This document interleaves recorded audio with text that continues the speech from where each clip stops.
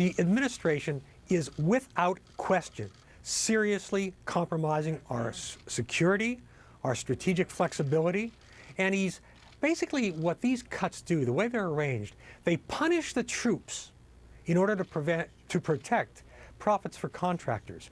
And Eric, we've heard a lot of fuss about, well, the Army will be cut to its lowest level since 1940. It is worse than that, because in 1940, it was a much lower tech force.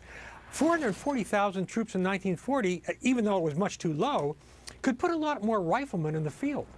But now, 440 to 450,000, we have such a tooth-to-tail ratio. In other words, so many support troops for maintained systems, intelligence personnel, that an army of 450,000 would put significantly fewer than 100,000 frontline infantrymen in the field in a national emergency. And the bottom line, the people in Washington and this administration refuse to understand, is you don't always get to pick your wars. The dream of a clean technological solution to warfare is still a dream. And I will tell you, the idea that the administration has of slashing the Army because we want to make sure we don't have the capability to do long-term occupations, that is like canceling your fire insurance to prevent a fire. Well, it makes no sense. You talk about slashing. Let's take a look at some of the numbers. Right now, we're at 520,000 active members of the military. They potentially could go down 100,000 or so, 440,000 to 450,000.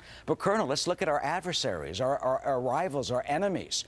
China, 2.2 million active duty members, but that's 5-6 times more. North Korea, 1.2 million. Russia, double, 800,000. I mean, look, we'd be below, ready for this? We'd be below Turkey. Turkey has 510,000. We'd be about at Egypt, 438,000. But we'd be above Myanmar, 408,000. Yeah. What does it mean when the United States of America is basically has the same troop level as Turkey? Well, Eric, and that's a critical point. And obviously, when you're talking high-tech war, high-end warfare, the model is a war against China. But look at what the administration is preserving. The F-35. And you want to save money?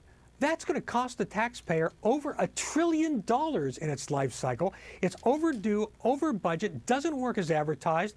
In a war with China, that aircraft, the centerpiece we're trying to preserve, has such short range, it couldn't get to China from any safe airbase. And they're getting rid of the Warthog. I mean, what if Russia sent tanks into the Ukraine in 10 minutes from now? Well, yeah, and the Warthog is almost 50 years old, but it works. It's cheap and it works.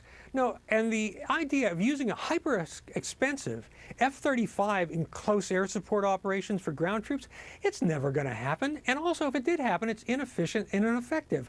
Well, there's no strategy. Eric, there is no strategy behind the presentation Hagel made yesterday except a political strategy. And it screws our troops. Now